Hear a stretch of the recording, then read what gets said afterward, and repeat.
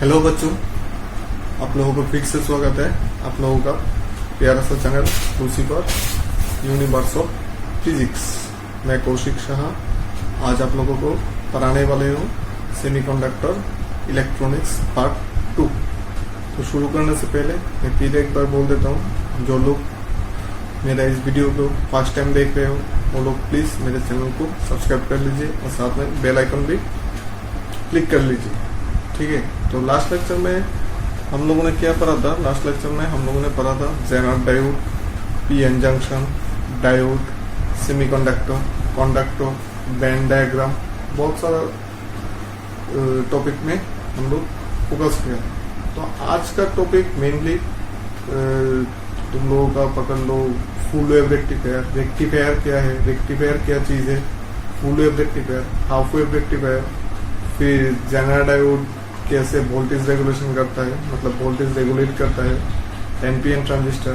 तो जितना तक होता है हम लोग उतना तक आज करेगा। अगर हो सके तो मैं आज का वीडियो में सेमीकंडक्टर पार्ट 1 या पार्ट 2 में तुम लोगों का सेमीकंडक्टर का पार्ट खत्म कर दूंगा। उसके बाद रह जाएगा डिजिटल इलेक्ट्रॉनिक्स, वहाँ पर गेट वगैरह रहेगा, एंड गेट और गेट, वो चैप्टर भी बहुत मजेदार चैप्टर है, वो भी मैं आप लोगों को समझा दूंगा।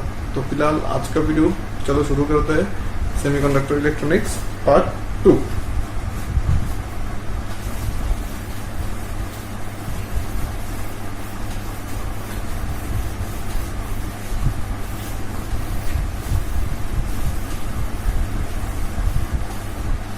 तो फर्स्ट में बोल रहा हूँ रेक्टिफायर। रेक्टिफायर व्हाट इज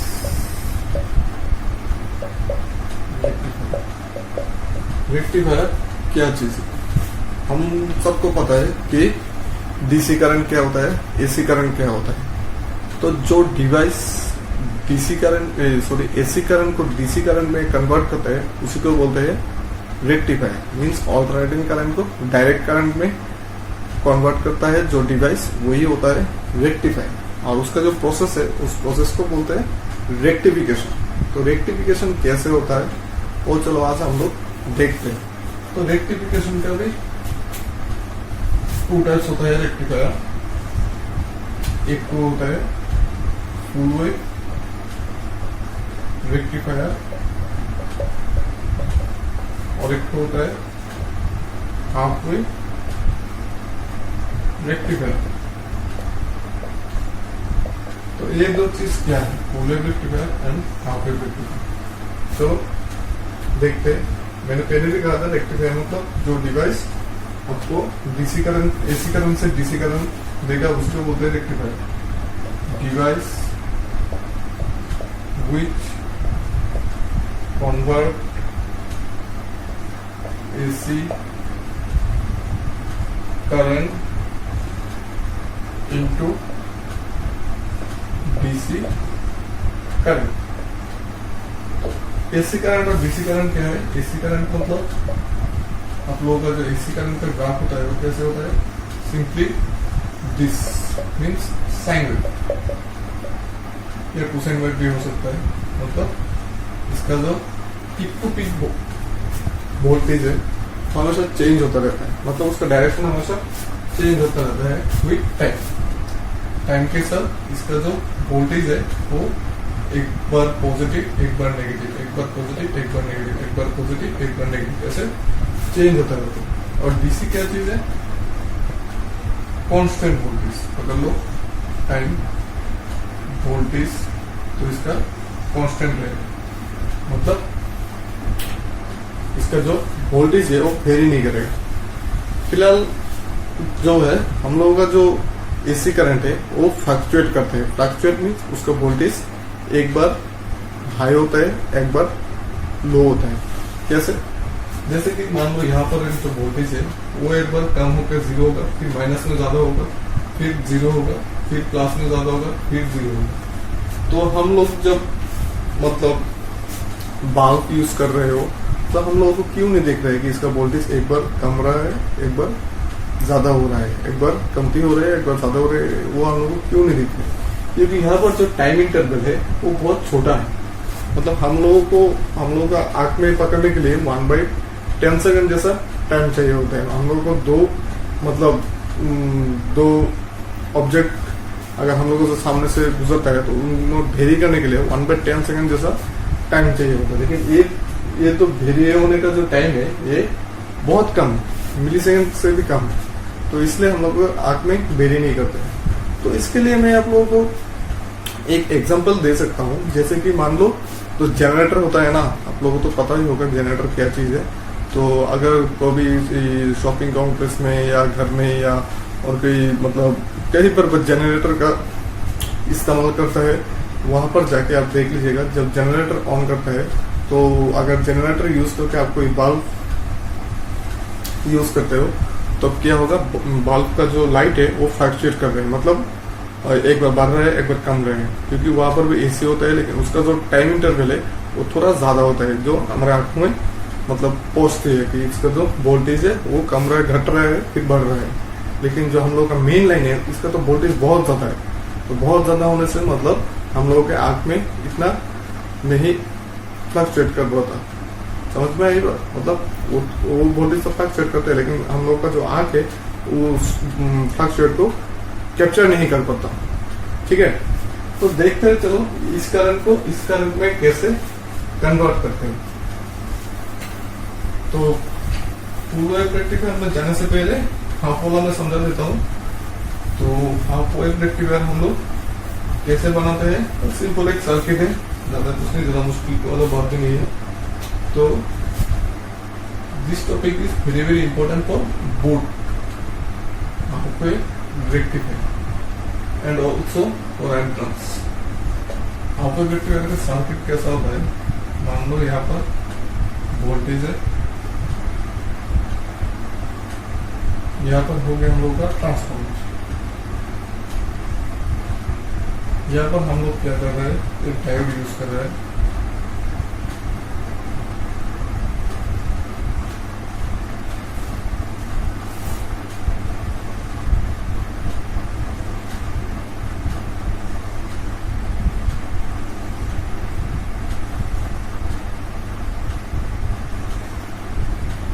ये हो गया हम लोगों का इनपुट करंट। आउटपुट करंट क्या आएगा, चलो देखते हैं। ये हो गया हम लोगों का एसी सप्लाई, ये हो गया ट्रांसफॉर्मर, मीन्स एसी सप्लाई का वोल्टेज को मतलब इस आप लोगों के यूजफुल वोल्टेज में कन्वर्ट कर देगा। मतलब आप लोगों का अगर यहाँ पर एसी सप्लाई में अगर 440 वोल्ट होता है लेकिन हम लोगों को काम से 220 वोल्ट में करना है, तो हम लोग ट्रांसफॉर्मर यूज करके इसका जो है स्टेप डाउन ट्रांसफॉर्मर यूज करके इसका वोल्टेज को थोड़ा रिड्यूस कर देगा, लेकिन करंट सेम ही रहेगा। तो इसलिए हम यहाँ पर एक ट्रांसफॉर्मर यूज करते हैं। तो ये हो गया हम लोग का जो RL, मतलब जहाँ पर हम लोग आउटपुट मेजर करेंगे, लोड रेजिस्टेंस। ये हो गया एक डायोड, डायोड का इस टाइप को बोलते हैं पी टाइप, इसको बोलते हैं एन टाइप। तो मैंने पहले भी बोला था कि एसी सप्लाई मतलब एक बार पॉजिटिव वाला पार्ट जाएगा, एक बार नेगेटिव वाला पार्ट जाएगा। तो ये हो गया हम लोगों का इनपुट, यहाँ पर हम लोग लिखेंगे आउटपुट। जब पॉजिटिव वाला पार्ट जाता है तब तो क्या होता है, ये पॉजिटिव बन जाता है, ये नेगेटिव बन जाता है। तो positive is connected to P side, then it will be forward bias means इसमें से करंट पास होता है, it passes the current। तो हम लोगों का आउटपुट में फॉरवर्ड बायस में एक करंट मिलेगा, मतलब फास्ट हाफ साइकिल के लिए, ये फास्ट हाफ साइकिल के लिए हम लोगों को करंट मिलेगा। ठीक है, अभी सेकेंड हाफ साइकिल के बारे में सोचते हैं। तो सेकेंड हाफ साइकिल जब यहाँ से गुजरेगा मतलब ये हो जाएगा नेगेटिव, ये हो जाएगा पॉजिटिव। तो सेकेंड हाफ साइकिल के लिए minus connected to P type means reverse bias. और रिवर्स बायस में हम लोगों को पता है कि करंट पास नहीं होता है, मतलब ओपन सर्किट हो जाता है, मतलब करंट पास नहीं करता। तो रिवर्स बायस में कोई करंट नहीं जाएगा, पूरा जीरो। फिर जब पॉजिटिव वाला पार्ट इस तरफ जाएगा तब ये टर्म नेगेटिव हो जाएगा, तब पॉजिटिव वाला पार्ट तो यहाँ से पास होगा क्योंकि positive connected to P type, means positive वाला पार्ट में जाएगा, फिर नेगेटिव वाला में नहीं जाएगा, फिर पॉजिटिव वाला में जाएगा। हम लोगों को क्या मिल रहा है, सिर्फ पॉजिटिव ही मिल रहा है, नेगेटिव वाला नहीं मिल रहा है। तो इसलिए ये हो गया डायरेक्ट, सिर्फ पॉजिटिव वाला मिल रहा है। और अगर हम इसको बहुत ज्यादा बहुत स्पीड से जब भेजेगा तब ये एकदम स्ट्रेट लाइन जैसा हो जाएगा। समझ में आई बात? ये हम लोग का हाफ वेव रेक्टिफायर। अभी देखते हैं फुल वेव रेक्टिफायर। उसका सर्किट भी इस तरह से है, सिर्फ इसमें 2 डायोड होते हैं और हाफ वेव में एक टू होते हैं। यहाँ पर एक ट्रांसफॉर्मर लगा हुआ है, ये हो गया हम लोग का ट्रांसफॉर्मर। यहाँ पर एक टू डायोड यूज कर लिया, चलो यहाँ पर भी एक टू डायोड यूज कर लिया। फिर ये हो गया हम लोग का लोड रेसिस्टर, यहाँ पर हम लोग आउटपुट मेजर करेंगे।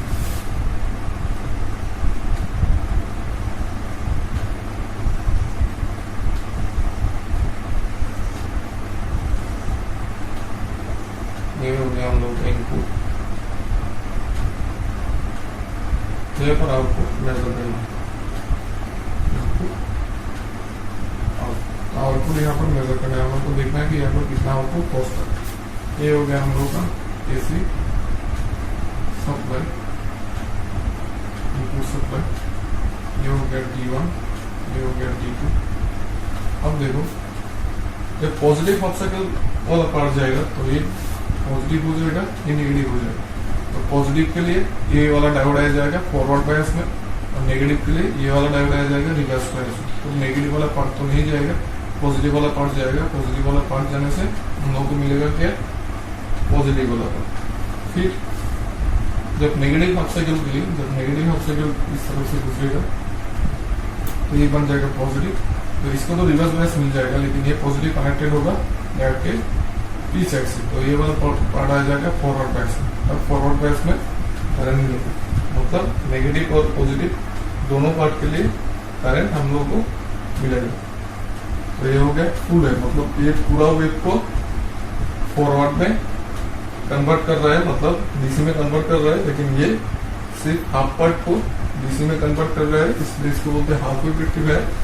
और ये सर्किट फुल वेव को डीसी में कन्वर्ट करता है, इसलिए इसको बोलते हैं full wave rectifier circuit. Question में ये भी पूछते हैं कि मान लो कि एक फुल वेव रेक्टिफायर सर्किट आप यूज कर रहे हो जिसका इनपुट फ्रीक्वेंसी है 220 हर्ट्ज या फिर 50 हर्ट्ज, तो आउटपुट फ्रीक्वेंसी क्या होगा? तो आउटपुट फ्रीक्वेंसी भी 220 हर्ट्ज ही होगा। अगर आप लोग half wave rectifier circuit use कर रहे हो तो क्या होगा? आउटपुट वाला फ्रीक्वेंसी 110 हर्ट्ज, ये याद रखना।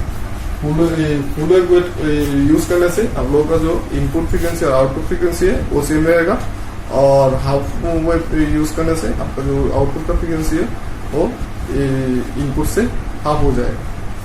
ठीक है, चलो ठीक है, कॉपी कर लीजिए, वीडियो पॉज करके कॉपी कर लीजिए। तो हम लोग को rectification, rectifier, full wave rectifier, half wave rectifier ये सब भी समझ में आ गया।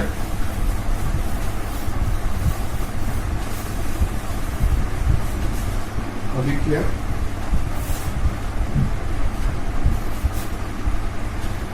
जेनर डायोड तो हम लोगों ने लास्ट क्लास में बोला था। जेनर डायोड इसका सिंबल था ऐसे, ये हो गया पी टाइप, ये हो गया। तो जेनर जो डायोड है उसका बहुत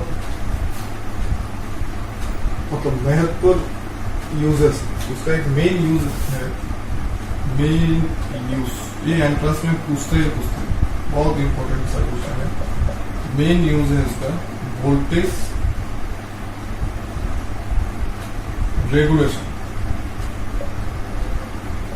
Jenner diode used as a voltage regulator और रेगुलेशन। तो रेगुलेशन मतलब वोल्टेज को वो रेगुलेट करते हैं, मतलब कंट्रोल करते हैं। तो वोल्टेज को कैसे रेगुलेट करते हैं, कंट्रोल करते हैं, ये भी हम लोग को पता चलना चाहिए। सिर्फ ऐसे ही नहीं, रेक्टामार lab generator used as voltage regulation. तो जनरेटर क्या करता है, मतलब मैंने तो पहले भी बोला था, जनरेटर का एक स्पेशल प्रॉपर्टी है। क्या था स्पेशल प्रॉपर्टी, याद है ना, लास्ट वीडियो में क्या बताया था? Special property, it passes current in reverse bias. ये रिवर्स बायस में करंट को पास करता है, इसका एक स्पेशल प्रॉपर्टी। इस प्रॉपर्टी को यूज करके हम लोग वोल्टेज रेगुलेटर व वोल्टेज रेगुलेशन जो है वो हम लोग मैन्युफैक्चर करते हैं। तो एक्चुअली में वोल्टेज रेगुलेटर और वोल्टेज रेगुलेशन क्या है, तो आप लोगों ने तो शायद से नहीं देखा होगा, या आप लोगों के घर में जो सीनियर भाई है, बहन है या मम्मी पापा है, तो उन लोगों को एक बार पूछ लीजिएगा कि स्टेबिलाईजर क्या है और स्टेबिलाईजेशन मतलब स्टेबिलाईजर क्या होता है। तो जब मैंने छोटा था तब देखा था, हम लोग जब पहले वाला टीवी, फ्रिज ऐसा कुछ यूज करते हैं, तो इतना बड़ा डब्बा जैसा एक स्टेबिलाईजर होता था। स्टेबिलाईजर मीन्स मान लो आपका जो मेन लाइन कभी कभी फ्लक्चुएट करता है, उसका भी रीजन बहुत सारा हो सकता है, जैसे कि प्लस माइनस 1 हो गया, या फिर किसी मान लो जैसे कि आपका टाउन का जो मतलब ये टाउन है आप लोगों का, इस टाउन 5 सेक्टर को करंट प्रोवाइड करता है, 1 2 3 4 5 सेक्टर को करंट प्रोवाइड करते हैं। तो कोई भी रीजन पे ये 2 लाइन खराब हो गया, तो इस दोनों लाइन का जो वोल्टेज है मतलब पूरा पावर है वो ऑटोमेटिकली इस तीनों में आ जाएगा। तो यहाँ पर क्या होगा, आप लोगों का वोल्टेज ज्यादा मिल जाएगा, मतलब ज्यादा हो जाएगा, आप लोगों को करंट ज्यादा मिलेगा। तो यही क्या होता है, तब आप लोगों का मेन लाइन का जो करंट है वो थोड़ा बढ़ जाएगा। तो उसका जो करंट ज्यादा होने से आप लोगों को जो बल्ब है या फिर फ्रिज है, टीवी है, या फिर कोई भी एक मशीन पकड़ लो, वो हार्मफुल हो सकता है या वो डैमेज हो सकता है। तो उसके लिए हम लोग पहले क्या यूज करता था, एक स्टेबिलाईजर। अब अपने सीनियर कोई भी भाई बहन मम्मी पापा या किसी को भी पूछ लीजिएगा स्टेबिलाईजर क्या है, शायद घर में अभी भी टूटी पूरी पुरानी स्टेबिलाईजर होगा। वहां पर आप लोगों को दिखा देगा कि स्टेबिलाईजर क्या है। वो एक इतना बड़ा डब्बा जैसा है, यहाँ पर एक नोब तो होता है, बहुत हार्ड होता है, उसको घुमा के हम लोग वोल्टेज को बढ़ा भी सकते हैं और डाउन भी कर सकते हैं, वो ये स्टेबिलाईजर। तो मतलब अगर कोई भी कारण में पकड़ लो, हम लोगों का जो टीवी है वो 220 वोल्ट में अच्छी तरह से चलता है, तो मेन लाइन का वोल्टेज जो है वो 220 से ज्यादा हो गया, 240 हो गया, तब तो आप लोगों का टीवी जो है वो तो डैमेज हो जाएगा। तब हम लोग क्या करते हैं, स्टेबिलाईजर का वोल्टेज डाउन कर देते हैं। तो स्टेबिलाईजर का वोल्टेज डाउन कर देने से आप लोगों को स्टेबिलाईजर जो है वो मेन लाइन के साथ, इतना बड़ा डब्बा जैसा स्टेबिलाईजर वो मेन लाइन के साथ कनेक्ट होता है, और इसका जो आउटपुट है वो आप लोगों को टीवी में कनेक्ट होता है। तो यहाँ पर वोल्टेज ज्यादा होने से भी तो आप लोग जो इसको डाउन कर देंगे तो टीवी में 220 वोल्टेज आएगा। अगर कभी भी यहाँ पर पकड़ लो 220 वोल्ट से 200 वोल्ट हो गया, लेकिन अब हम लोगों का टीवी जो है वो 220 वोल्ट में चलता है, तो अब इसको अप कर दीजिए तो यहाँ पर 220 वोल्टेज आएगा। इसलिए मतलब टीवी का कोई नुकसान नहीं होता है। ऑटोमेटिक स्टेबिलाईजर भी पहले मिलता था, ये ऑटोमेटिक एडजस्ट हो जाता था। तो अभी जो है, अभी तो सुना ही होगा शायद से, जो स्टेबिलाईजर है वो हर फ्रिज, टीवी या मोबाइल में भी स्टेबिलाईजर दिया हुआ होता है। मतलब हम लोगों के मोबाइल पे या लैपटॉप पे या कंप्यूटर पे या फिर टीवी पे, फ्रिज पे ऑटोमेटिक स्टेबिलाईजर दिया हुआ है, क्योंकि वोल्टेज तो अप एंड डाउन हो ही सकता है। तो अगर वोल्टेज अप एंड डाउन होने से हम लोगों का मोबाइल फोन या फिर टीवी फ्रिज अगर खराब हो जाता है, तब तो हम लोगों का बहुत लॉस होगा। एक सिर्फ वोल्टेज की वजह से पूरा का पूरा 20,000 40,000 रुपए का मशीन जो है वो खराब हो जाएगा। तो इसलिए जो इंजीनियर होता है वो लोग क्या करते हैं, वो मशीन के अंदर ही स्टेबिलाईजर दे देते हैं। अब क्वेश्चन ये है, ये तो इतना बड़ा डब्बा है, तो अगर इतना बड़ा डब्बा जैसा है, वो हम लोगों के मोबाइल इतना छोटा है, इसके अंदर कैसे घुसा दें? या फिर हम लोग का जो एलईडी टीवी है वो तो बहुत हल्का और पतला है, या इस पे कैसे घुसा दें? एक्चुअली ये स्टेबिलाईजर था एनालॉग,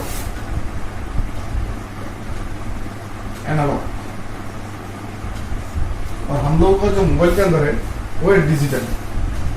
एक चीज तो मैं बता देता हूँ, एनालॉग मतलब ही बड़ा बड़ा, बहुत भारी, या पर इतना मोटा मोटा तार होगा, इतना बड़ा बड़ा सर्किट होगा, और डिजिटल मतलब बहुत छोटा। ठीक है, तो जो एनालॉग स्टेबिलाईजर का तो डिसएडवांटेज तो मैंने बोल दिया, वो बहुत भारी होता था।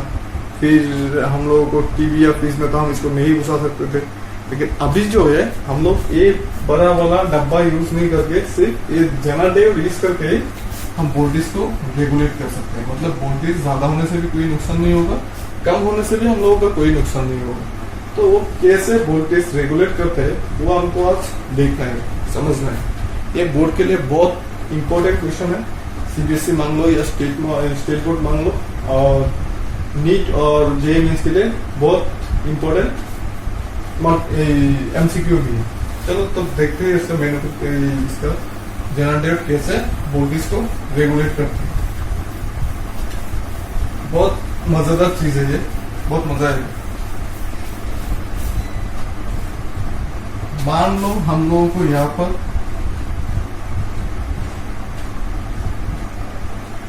एक फ्लक्चुएटिंग डीसी इनपुट, फ्लक्चुएटिंग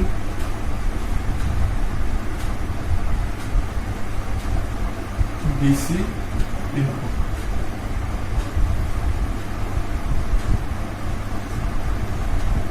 यहाँ पर हम लोगों ने एक जनरेटर यूज कर लिया।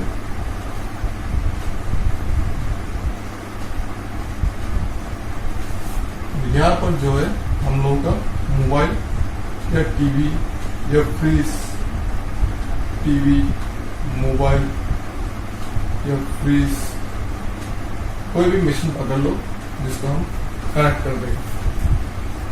तो हम लोगों को कितना वोल्टेज चाहिए होगा, पकड़ लो 200 वोल्ट।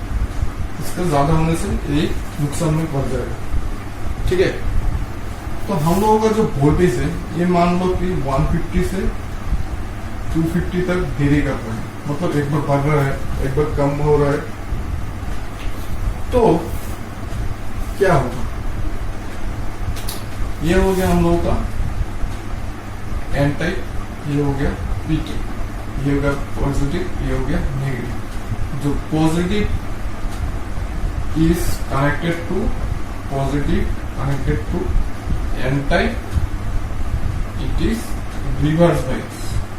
तो हम लोगों ने जनरेटर को रिवर्स बायस में डाल दिया।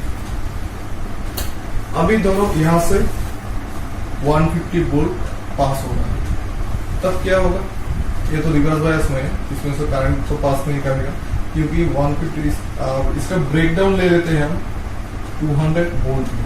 ब्रेकडाउन 200 वोल्ट के ज्यादा होने से ये रिवर्स बायस में करंट को पास करा देगा। तो 150 वोल्ट होने से ये तो यहाँ पर से पास नहीं होगा, क्योंकि ये तो ब्रेकडाउन से कम है। तो ये वोल्टेज यहाँ पर ही जाएगा, मतलब अपने मोबाइल पे ही जाएगा। तो हम लोग का मोबाइल सेफ ही रहेगा, कम वोल्टेज जा रहा है। 200 होने से भी यहाँ पर आके चला जाएगा, क्योंकि ये ब्रेकडाउन में ही, ब्रेकडाउन अभी तक क्रॉस नहीं किया। 200 के ऊपर कोई भी वोल्टेज मान लो, 201, 200.1 या 250, 249, कोई भी वोल्टेज मान लो, तब ये रिवर्स बायस में चला जाएगा और ब्रेकडाउन से ज्यादा हो जाएगा। तब ये क्या कर देगा, इस करंट को यहाँ पर जाने से पहले यहाँ से पास करा देगा, तो यहाँ पर आ जाएगा। अगर मान लो यहाँ से ये करंट तो यहाँ पर आके डिवाइड हो सकता है, तो मान लो यहाँ से कोई भी करंट जाता हो तो वो 250 से कम ही होगा, क्योंकि मैक्सिमम पर जो है वो इस तरफ से आ जाएगा। तो हम लोगों का जो एक्सेस वोल्टेज है वो हम लोगों के मशीन पे कभी पहुंच नहीं पाएगा। तो इसलिए हम लोगों का मशीन कभी खराब ही नहीं होगा, मतलब वोल्टेज फ्लक्चुएट करने की वजह से। अच्छा, अभी तो ये भी सुना होगा कि पहले सुना, मतलब ये आम बात हुआ करती थी, लेकिन अभी तो ये कम हो गया है। जैसे कि मोबाइल फोन चार्ज पे लगाने से ब्रास्ट हो जाता है। ठीक है, चार्ज पे लगा के अगर हम लोग सो गए तो वो ज्यादा से ज्यादा ब्रास्ट हो जाता है। तो ये अक्सर में चाइना फोन में ही होता है, और क्योंकि उन लोग जो कम दाम में तो बहुत ज्यादा कुछ दे देते हैं, तो उन लोगों का पार्ट्स जो है वो मतलब ज्यादा इतना हार्ड या इतना अच्छा भी नहीं होगा। तो लेकिन अब एप्पल का फोन यूज कीजिए, वहां पर ऐसा नहीं होगा। आप चार्ज देते रहो, वो ब्रस्ट नहीं मरेगा एटलीस्ट। तो एक्चुअली क्या होता है, मान लो जो हम लोगों का जो मोबाइल फोन है, ये दो पकड़ लो, आपका जो फोन है, फोन का बैटरी है 5000 mAh, मतलब ये हाईएस्ट 5 एम्पियर तक करंट को पास करेगा, या फिर 8 वोल्ट इसका स्टोरेज। तो हम यहाँ पर 8 वोल्ट चाहिए, तो हम जनरेटर का क्या हो गया, हम लोगों ने जनरेटर का ब्रेकडाउन ले लिया 8 वोल्ट। और यहाँ पर जो वोल्टेज है, मतलब आप लोगों का जो करंट है वो क्या कर रहा है, मतलब ये चार्जर है, चार्जर का जो करंट है वो क्या कर रहा है, 0 to 15 वोल्ट तक वेरी कर रहा है, मतलब एक बार बढ़ रहा है, एक बार कम हो रहा है जैसे। तो हम लोगों ने तो 8 वोल्ट तो यहाँ पर डाल दिया, तो यहाँ पर जब करंट फ्लो करेगा तो 8 वोल्ट तक तो एक करंट तो रिवर्स बायस में रहेगा, लेकिन ब्रेकडाउन से कम होगा, तो ये बैटरी को चार्ज ही करेगी। अच्छा, मतलब चार्जर जो है अपना काम कर रहा है, बैटरी को चार्ज कर रहा है। लेकिन जब 8 वोल्टेज से ज्यादा होगा तब क्या होगा, एक्सेस वोल्टेज को यहाँ से भेज देगा, ये भी ठीक है। लेकिन जब ये फुल चार्ज हो जाएगा, 5000 mAh फुल चार्ज हो जाएगा ये फोन, तब क्या करेगा, यहाँ पर तो बैटरी का 1 वोल्ट यहाँ पर बैठा हुआ है, तो यहाँ से जब करंट आएगा तब यहाँ पर उसको घुसने नहीं देगा, क्योंकि यहाँ पर तो ऑलरेडी 1 वोल्ट है।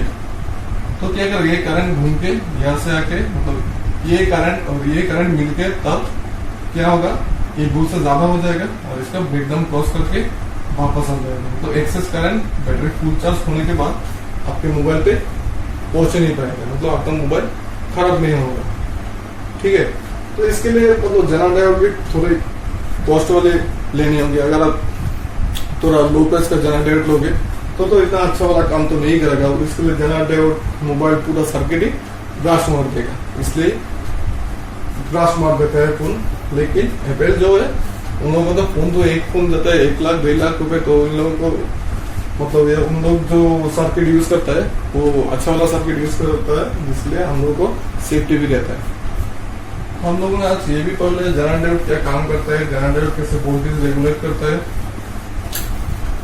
और क्या करा सकते हो आज। और एक तो बात सीखते हैं, चलो ट्रांजिस्टर। नाम तो सुना ही हुआ, ट्रांजिस्टर। हम लोगों ने जैसे क्या पढ़ा था, पीएन जंक्शन, एक टाइप को पी टाइप कर दे, एक टाइप को एन टाइप कर दे, हो गया हम लोगों का पीएन जंक्शन। तो ट्रांजिस्टर क्या है, यहाँ पर 2 है, ट्रांजिस्टर में 3 होते हैं। ट्रांजिस्टर में क्या क्या होता है, transistor is generally 2 types, NPN और पीएनपी। तो एनपीएन ट्रांजिस्टर कैसा होता है, मिडिल वाला पी होगा और ये 2 एन होगा। फिर पीएनपी ट्रांजिस्टर कैसा होता है, साइड वाला पी, मिडिल वाला है। ये हो गया हम लोगों का एनपीएन एनपीएन वो E B C, E B C. आप इसको ई दे सकते हो, इसको सी दे सकते हो, इसको ई सी, यार कोई मैटर नहीं करता। और ई सी बी क्या है, ई stands for emitter, B stands for base, C stands for collector। तो एमिटर क्या है, नाम से पता चल जाता है, एमिटर मीन्स जो एमिट करेगा। एमिट क्या करेगा, इसमें है ही क्या जो एमिट कर सके, इलेक्ट्रॉन। तो बेस तो बेस होता है, मतलब जनरल न्यूट्रल ग्राउंड। और कलेक्टर मीन्स ये कलेक्ट करेगा, मतलब जो कुछ भी आता है वो अपने अंदर खींच लेगा। तो हो गया हम लोगों का एनपीएन एंड पीएनपी का ट्रांजिस्टर। तो इन लोगों का सिंबल भी इंपॉर्टेंट है। इन लोगों का सिंबल ऐसा होता है,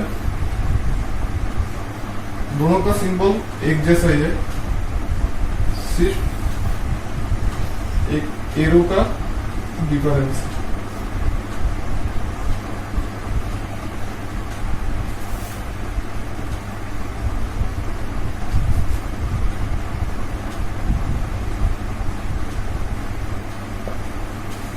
देखो एनपीएन का पीएनपी का दोनों का सेम सर्किट है। पीएनपी का एरो रहता है बाहर की तरफ, एनपीएन का एरो रहता है अंदर की तरफ। तो ये आप लोगों को कैसे याद रहेगा, ये भी मैं इजी वाला ट्रिक आपको बता देता हूँ। ठीक, ये याद रखने से आप कभी नहीं भूलोगे कि इसका फिगर कौन सा है। देखो current always pass P to N side, ठीक है, ये याद रखना। करंट जो है पी से एन साइड में पास करता है, जैसे कि ये पी टाइप हो गया, ये एन टाइप हो गया। जब हम पी को पॉजिटिव से लगाते हैं और एन को नेगेटिव से लगाते हैं तो करंट ऐसे पास होते हैं, मतलब पी से एन की तरफ करंट पास होता है। तो यहाँ पर पी यहाँ है, एन यहाँ है, तो करंट पी टू एन की तरफ, तो ये हो गया पी, ये हो गया एन, ये हो गया एन, और करंट पी टू एन की तरफ हो गया ना। तो फिर इसका डायरेक्शन मैंने कुछ गलती लिखा था, हाँ गलत लिख दिया था। एनपीएम का होगा इस तरफ पी टू एन की तरफ, और पी एन पी का होगा पी टू एन की तरफ, इस तरफ, ठीक है। तो करंट पी टू एन की तरफ, पी टू एन की तरफ। तो ये याद रखने से आप लोगों को कोई भी दिक्कत नहीं होगी इसका ड्राइंग या फिगर ड्रॉ करने में। तो पीएनपी एनपीएन ट्रांजिस्टर भी हम लोग देख चुके हैं। अभी देखते हैं ट्रांजिस्टर का कुछ कुछ कॉन्फ़िगरेशन भी होता है, ठीक है।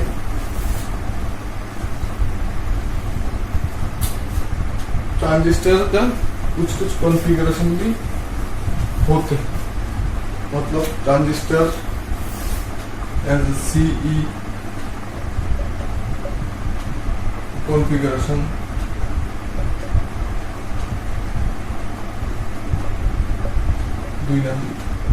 टू नंबर,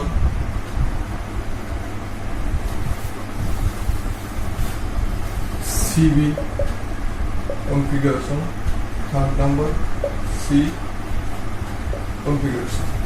सीई मतलब कॉमन एमिटर कॉन्फ़िगरेशन, माने एमिटर जो है वो आपका ग्राउंडेड हो जाएगा। सीबी मतलब कॉमन बेस, जो बेस है वो ग्राउंडेड हो जाएगा। कॉमन कलेक्टर जो है वो ग्राउंडेड हो जाएगा। तो हम लोगों का इंपॉर्टेंट है कॉमन एमिटर। चलो वो मैं आप लोगों को दिया देता हूँ सीई कॉन्फ़िगरेशन वाला पार्ट क्या चाहिए। उसके साथ ही आप लोगों को दूसरा भी आ जाएगा, कॉमन बेस, कॉमन कलेक्टर वगैरह। तो पहले मैं एक ट्रांजिस्टर लेता हूँ जिसका सीई एमिटर जो है वो ग्राउंडेड होगा। ये हो गया हम लोगों का एमिटर ग्राउंडेड। ये हो गया हम लोग का बेस करंट मेथड के लिए हम लोग लेते हैं 1 माइक्रो एम्पियर। यहाँ पर हम लोग को देना पड़ेगा 2 वोल्टेज। यहाँ से यहाँ तक की वोल्टेज मेथड के लिए हम लोग लेते हैं वोल्ट मीटर V1। यहाँ पर तो देते हैं 1 मिली एम्पियर। यहाँ से यहाँ तक का वोल्टेज मेजर करने के लिए देते हैं 1 वोल्ट मीटर V2। तो यहाँ पर भी एक वोल्टेज दे देते हैं, ठीक है। तो पीएनपी ट्रांजिस्टर देने से पीएनपी सेकंड ऐसा जाएगा P20। चलो देखते हैं इसका वोल्टेज तो क्या हो जाएगा। ये तो हो गया हम लोग का बेस, ये हो गया हम लोग का emitter, sorry common emitter. Emitter तो ऐसे रहेगा,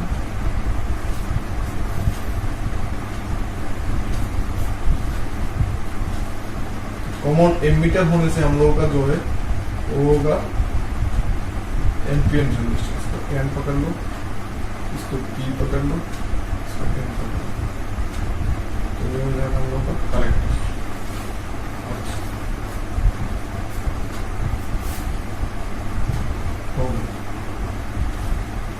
तो यहाँ से जो करंट जाएगा मतलब यहाँ तक से जाएगा बेस करंट मतलब आईबी। यहाँ से जो करंट आएगा वो आ जाएगा आईई। यहाँ से जो करंट घुसेगा वो हो जाएगा आईसी। कलेक्टर से जो करंट घुसता है वो हो जाता है कलेक्टर करंट आईसी। जो बेस से घुसता है वो हो जाता है बेस करंट आईबी। और जो एमीटर से निकल रहा है वो हो जाता है आई। तो हम लोगों को जो यहाँ पर जब वोल्टेज होता है वो क्या होता है, कहाँ कहाँ कनेक्टेड है, सी और ई। तो ये हो जाएगा हम लोगों का बी सी ई, ये हो जाएगा बी एंड ई, तो बी बी ई। ये हो गया हम लोग का ट्रांजिस्टर का सीई कॉन्फ़िगरेशन। अगर आप चाहो तो इसको बॉल में भी लग सकते हो, कोई दिक्कत नहीं है, ठीक है।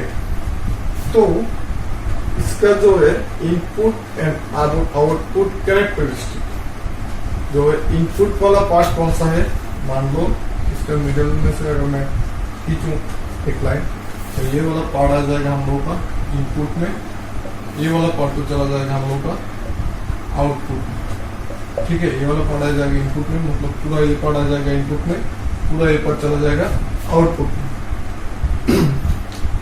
तो इसका जो इनपुट कैरेक्टरिस्टिक है, इनपुट कैरेक्टरिस्टिक मतलब इनपुट वाला ग्राफ,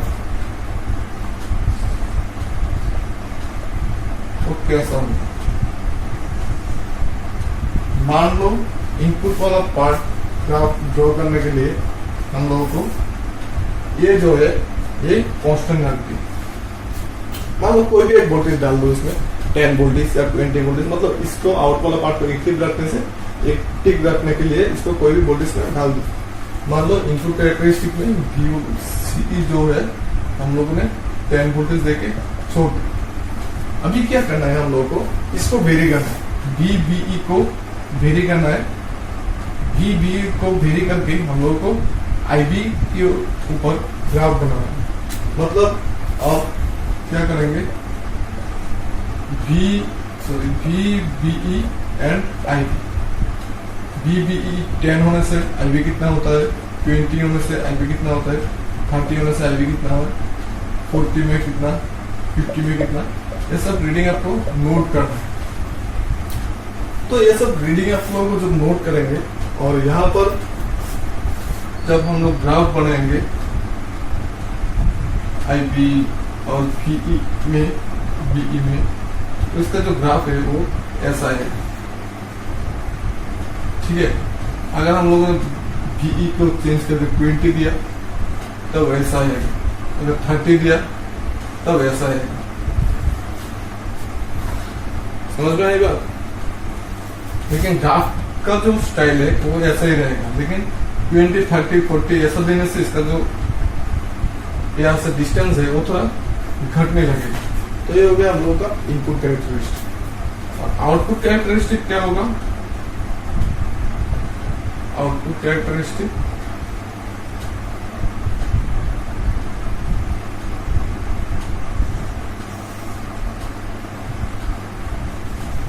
किस चीज में हम लोगों को ग्राफ बनाना है, आउटपुट में इसको बी बी को कोई भी वोल्टेज, मान लो 10 वोल्टेज देके छोड़ दीजिए।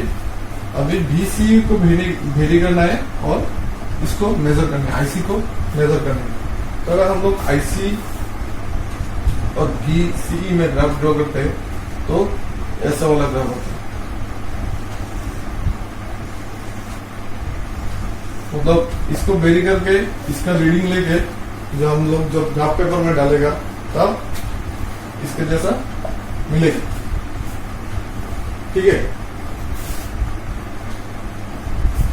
ठीक है, दोनों का तो ग्राफ तो समझ में आ गई, इनपुट कैरेक्टरिस्टिक भी समझ में आ गई, आउटपुट कैरेक्टरिस्टिक भी समझ में आ गई। अभी एक बहुत इंपॉर्टेंट टॉपिक है, transfer characteristic. Transfer characteristic, input वाला पार्ट तो हम लोगों ने देख लिया, आउटपुट वाला पार्ट भी हम लोगों ने देख लिया। तो ट्रांसफर कैरेक्टरिस्टिक क्या होता है, हम लोग आईसी और आईबी में ग्राफ बनाएंगे, आईसी और आईबी में ग्राफ बनाएंगे बीसीई को कांस्टेंट रख के, तब ये आ जाएगा आपका ऐसे, यार बीसीई इक्वल टू कांस्टेंट। ये होता है ट्रांसफर कैरेक्टरिस्टिक। ये बोर्ड के लिए बहुत इंपॉर्टेंट सा जो टॉपिक है, जो आपको बोल देगा कि सीई कॉन्फ़िगरेशन का सर्किट ड्रॉ कीजिए, तब आप ये ड्रॉ कर लीजिएगा, और सीई कॉन्फ़िगरेशन में ट्रांसफर कैरेक्टरिस्टिक कैसा होता है, तब ये ग्राफ आपको देखना है। सीई कॉन्फ़िगरेशन में आउटपुट कैरेक्टरिस्टिक कैसा होता है, इनपुट कैरेक्टरिस्टिक कैसा होता है, तो आप लोगों का वो प्रीवियस में जो मैंने तो साफ कर लिया, उसका जो ग्राफ है वो आपको शो करना होगा। ठीक है, अभी कुछ इक्वेशन है जो न्यूमेरिकल में काम आएगा, ये भी मैं यहाँ पर दिखा देता हूँ। सीई कॉन्फ़िगरेशन से ही सब कुछ आता है। ये इक्वेशन मान लो कि resistance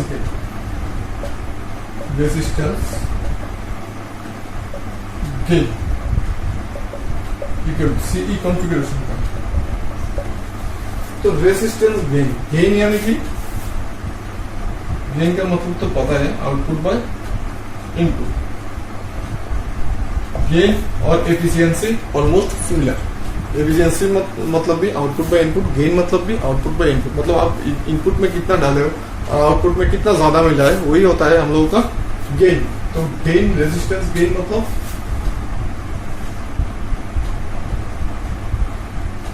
output resistance by input resistance, ये हो गया हम लोगों का रेजिस्टेंस गेन। तो इसका हम लोग डिनोट कर देते हैं R O stand for output और R I stand for input. अभी आते हैं करंट गेन। करंट गेन को डिनोट करते हैं अल्फा से, ये हो गया आउटपुट करंट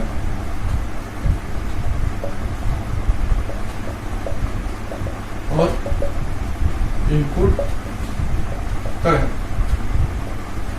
आउटपुट करंट क्या है, आउटपुट वाला पार्ट में आउटपुट करंट है आईसी, यहाँ पर डेल्टा दे दीजिए, और यहाँ पर है आई, मतलब change of output current by change of input current. ये हो गया हम लोगों का करंट गेन। अभी आते हैं चलो वोल्टेज गेन।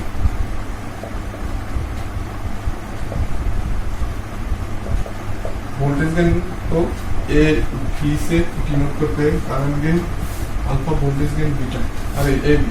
तो वोल्टेज गेन क्या हो जाएगा, output voltage by input voltage. ठीक है, और हम लोगों को वोल्टेज के बारे में और क्या पता है, और एक तो बात इक्वल्स टू आई। वोल्टेज माने करंट इनटू रेजिस्टेंस, तो output voltage means output voltage into output current. Sorry, output voltage means output current into output resistance. Output current क्या है आईसी, और आउटपुट रेजिस्टेंस इनपुट वोल्टेज क्या है, input current क्या है IB into are I. So IC by IB क्या हो गया हम लोगों का अल्फा, और ये क्या हो गया resistance means R O by R I resistance means, मतलब अल्फा इनटू रेजिस्टेंस गेन। ये हो गया हम लोग का वोल्टेज। अभी देखते हैं पावर गेन।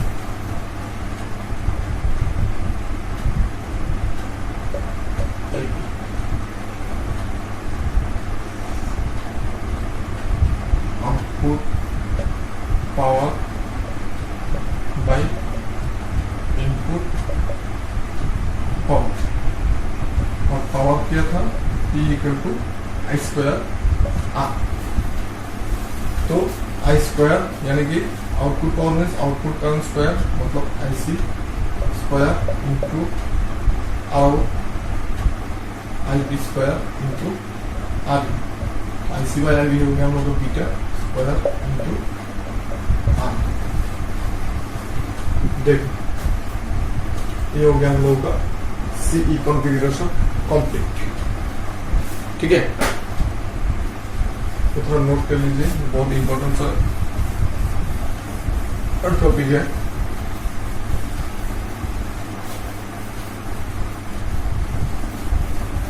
ये सब कुछ सेम ही रहता है आप लोगों के CB कॉन्फ़िगरेशन और CB हो या CC हो, CB होने से ये बेस जो है ये ग्राउंड पे आ जाएगा। CB का थोड़ा दिखा देता हूँ। CB configuration means common base में क्या होता है, सर्किट आपको ऐसे बन जाएगा, तब बेस जो है वो ग्राउंड पे आ जाएगा। तो ये बेस हो गया, ये मीटर हो गया, ये कलेक्टर हो गया। तो ये वाला पार्ट क्या हो जाएगा, इनपुट वाला।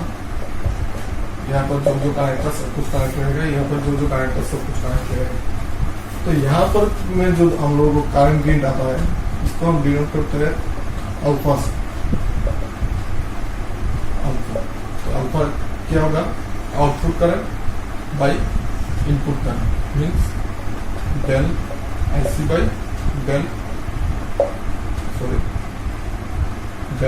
IE by del IC। ठीक है, ये हो गया हम लोगों का कॉमन बेस का करंट। अभी क्या होता है, एक ट्रांजिस्टर क्या था, एमीटर, कलेक्टर, बेस। एमीटर से सिर्फ निकलता है, बेस और कलेक्टर से करंट जो है घुसता है। तो क्या होगा, IC equal to IE equal to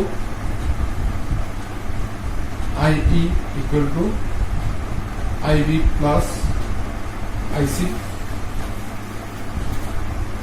IE equal to IB plus IC।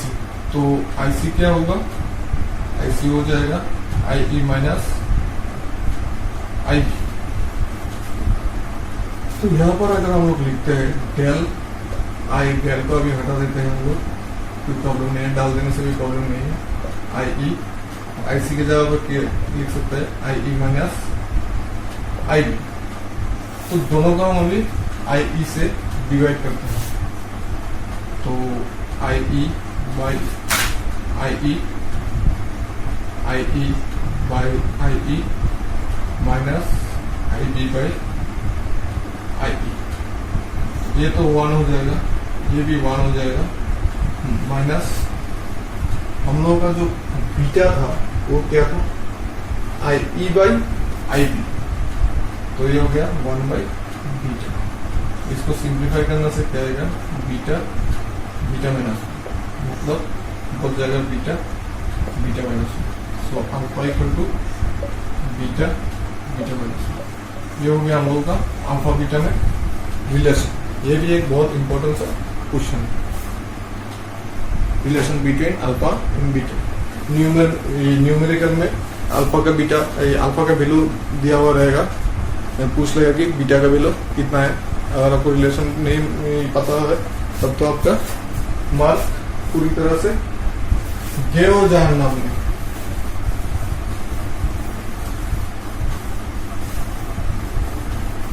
तो हम लोगों ने तो आउटपुट कैरेक्टरिस्टिक दिखाया था जो है ट्रांजिस्टर का। आउटपुट कैरेक्टरिस्टिक कैसा था, ऐसा।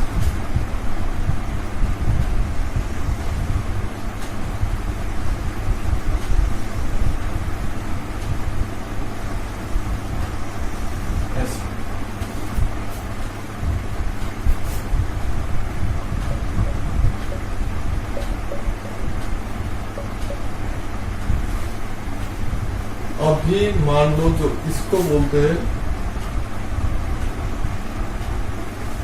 सैचुरेशन, ये जो है नीचे वाला पार्ट इसको बोलते हैं कट ऑफ रीजन, ये वाला पार्ट को बोलते हैं एक्टिव रीजन, पूरा वाला पार्ट को एक्टिव रीजन। मतलब आउटपुट कैरेक्टरिस्टिक ग्राफ को 3 पार्ट में डिवाइड करते हैं, cut off, saturation, active region. यहाँ पर जो है तो ये हो गया हम लोग का कट ऑफ रीजन ये हो गया सेचुरेशन रीजन।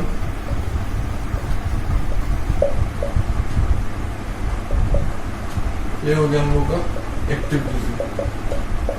तो अभी अगर हम लोग इनपुट सिग्नल को ऐसे भेजते हैं और यहाँ पर जो हम लोग ऐसे ग्राफ खींचते हैं, यहाँ से 90 डिग्री में अगर हम लोग ऐसे ऐसे ऐसे खींचते हैं तो हम लोग का जो आउटपुट सिग्नल है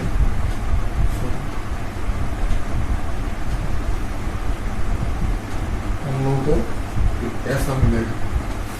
मतलब देख लो इनपुट सिग्नल कितना छोटा है, आउटपुट सिग्नल कितना बड़ा है।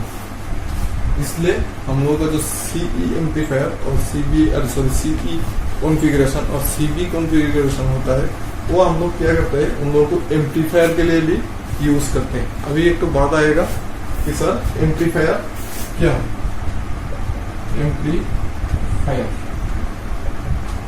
एम्पलीफायर क्या है, हिंदी में तो एक तो सॉन्ग है इमरान का, एम्पलीफायर जो है। एम्पलीफायर क्या है, एम्पलीफायर मतलब आप लोगों ने तो देखा ही होगा, ऊफर देखा है, ऊफर जो बड़ा बड़ा बॉक्स होता है JBL या आईबॉल या कुछ भी मान लो LG वगैरह, जो बॉक्स होता है ना जो मोबाइल के साउंड को या टीवी के साउंड को बहुत जोर से बजाता है, वही होता है हम लोगों का एम्पलीफायर। जो छोटा चीज को बड़ा करता है, एम्पलीफाई करता है, वही होता है एम्पलीफायर। जैसे कि आप मोबाइल के अंदर अगर ऊपर का जैक कनेक्ट कर देते हैं तब वो क्या हो जाता है, बहुत लाउडली हम लोगों को साउंड मिलता है। मतलब मोबाइल का साउंड का जो बेस बढ़ जाता है, ट्यूनर बढ़ जाता है, लाउडनेस बढ़ जाता है, सब कुछ ज्यादा ही होता है। तो उसके लिए मतलब उसको बोलते हैं एम्पलीफायर। समझ में आई? तो एम्पलीफायर कैसे काम करता है, ऐसे हम लोग इनपुट सिग्नल बहुत छोटा देता है लेकिन आउटपुट सिग्नल इतना बड़ा मिलता है। इसलिए हम लोग ट्रांजिस्टर को कैसे यूज करते हैं, एम्पलीफायर जैसे। तो इन रीजन में ट्रांजिस्टर, हम लोगों ने तो ट्रांजिस्टर पढ़ा है, PNP और NPN, बेस, एमीटर, कलेक्टर। तो क्या होता है सैचुरेशन रीजन में, सैचुरेशन रीजन में क्या होता है, सैचुरेशन रीजन में आप लोगों का सब कुछ फॉरवर्ड बायस में रहता है। मतलब base emitter, base ammeter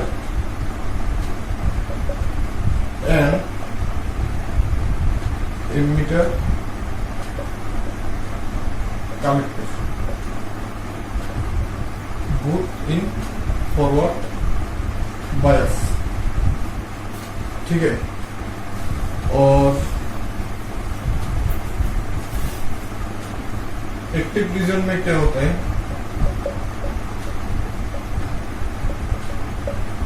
active region में आपका बेस एमीटर जो होता है, बेस एमीटर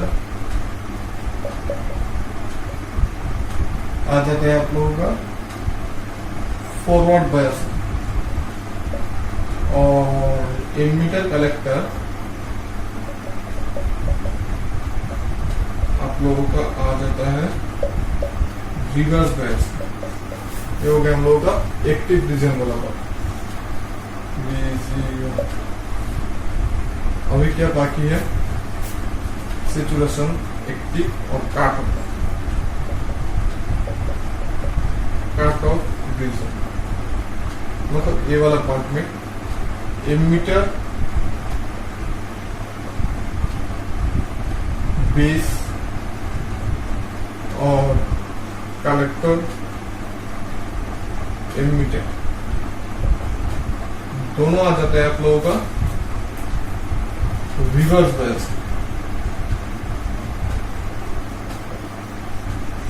ठीक है, ये कुछ शॉर्ट टाइप क्वेश्चन के लिए आप लोगों को याद रखना पड़ेगा कि जब ट्रांजिस्टर का काट ऑफ रीजन आ जाता है तब क्या होता है, काट ऑफ रीजन में सब कुछ आप लोगों का फॉरवर्ड रिवर्स बायस में चला जाता है।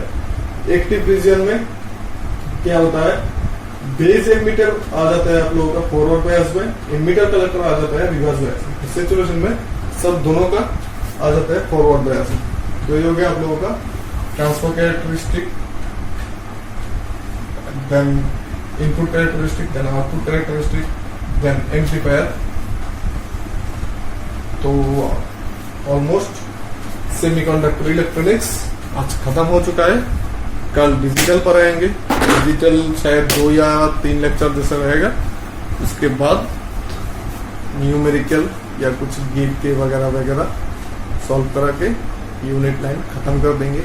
बहुत बहुत बहुत मज़ेदार चीज़ है। मुझे तो पढ़ा के बहुत मज़ा आता है ये वाला सब्जेक्ट, क्योंकि इस पे भी मैं बीटेक किया हुआ हूँ। और आप लोगों को शायद से, मेरे ख्याल से ये वाला चैप्टर आप लोगों को भी बहुत बहुत बहुत अच्छा लगेगा।